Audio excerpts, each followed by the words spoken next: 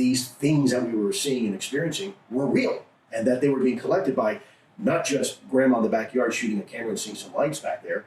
This is by trained observers flying multi-million-dollar weapon platform systems, sometimes over U.S. cities that we trust to fight and win wars on our behalf. And they're telling you they're seeing something. They're seeing something that they don't know what it is. And we have to pay attention, which is backed up by electro-optical data, which is backed up by the radar data, which is backed up by, more and more and more layers. At some point, you have to look and say, there's an old saying we have: if you see it once, it's an anomaly. If you see it twice, it could be a coincidence. If you see it 3 times, you're probably looking at a trend, right? And so that's what we're seeing. We tried to find those commonalities and bin those in what we now know as the 5 observables, that have come out as the 5 observables. And that has helped us really focus in on collecting the data pieces that are very important, or the pieces of data that we don't have yet. The 5 observables: positive lift or anti-gravity, the ability to fly without the apparent means of propulsion or lift.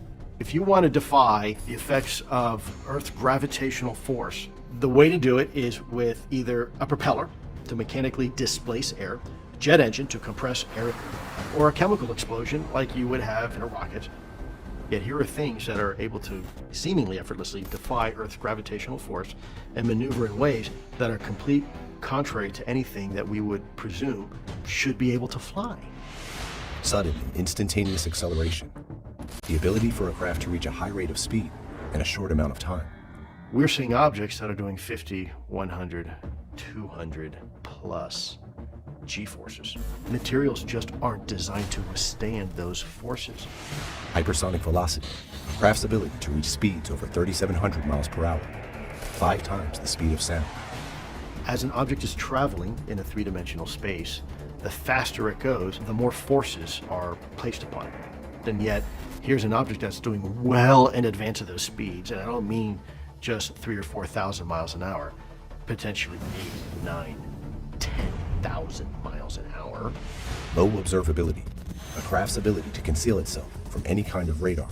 You're looking at an object that you should be able to detect very clearly, and yet when you look at it with the naked eye, it's opaque and kind of blurry, not well defined, not really sure what I'm looking at.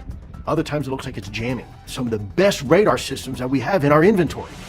Transmedium travel, a craft's ability to seamlessly move through space, air, and water. Everything we build is purpose specific for its environment. A plane looks like a plane, has wings, has engines, has a rudder, has a nose, because it has to be aerodynamic.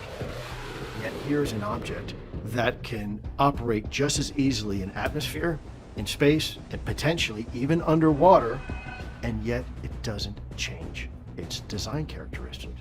What type of technology could allow that? Any one of these, mind you, would be an absolute game changer for any foreign adversary to have. Just one of them, it would be a game changer. And yet, here we have things doing all 5.